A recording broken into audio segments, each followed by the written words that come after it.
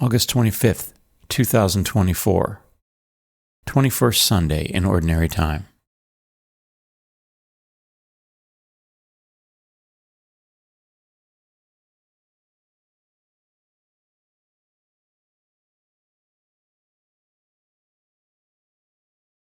A reading from the book of Joshua.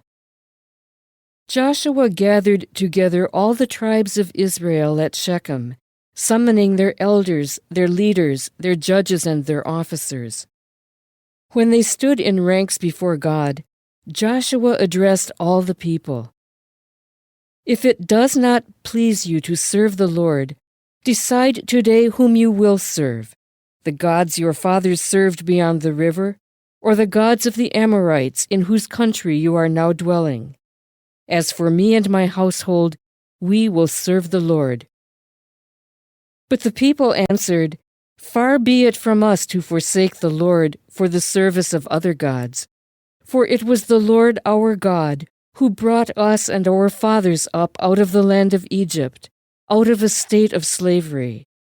He performed those great miracles before our very eyes, and protected us along our entire journey and among the peoples through whom we passed. Therefore, we also will serve the Lord, for He is our God. The Word of the Lord.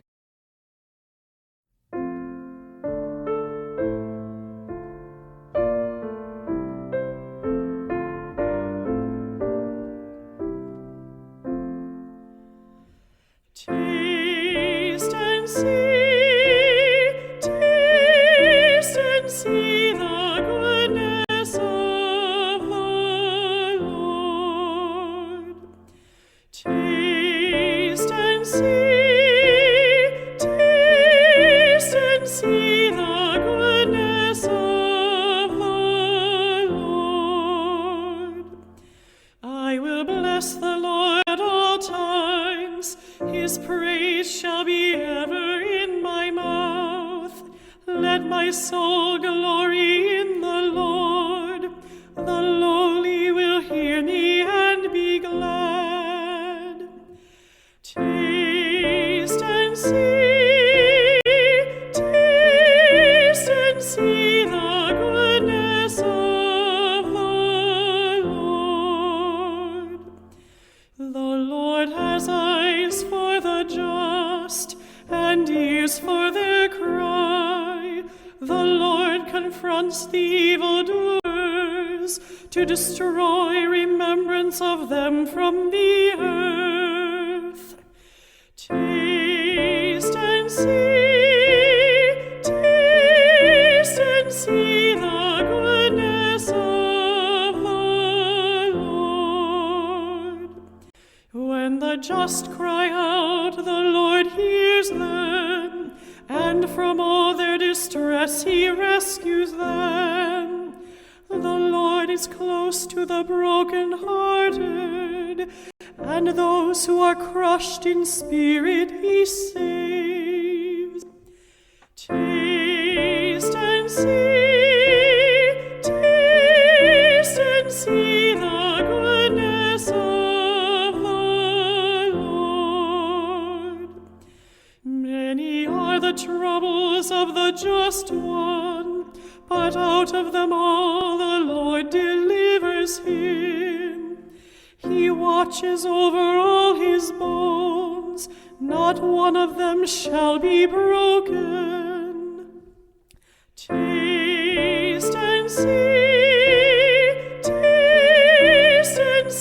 the goodness of the Lord. A reading from the letter of St. Paul to the Ephesians. Brothers and sisters, live in love as Christ loved us. Husbands, love your wives, even as Christ loved the church and handed himself over for her to sanctify her, cleansing her by the bath of water with the word, that he might present to himself the church in splendor, without spot or wrinkle or any such thing, that she might be holy and without blemish. So also husbands should love their wives as their own bodies.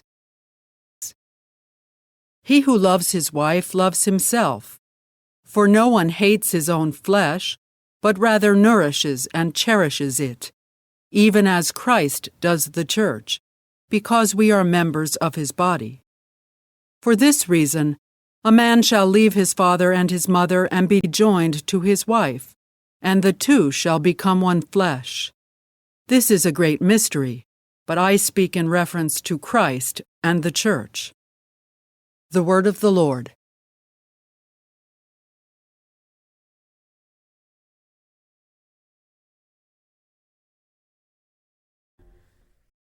A reading from the Holy Gospel according to John.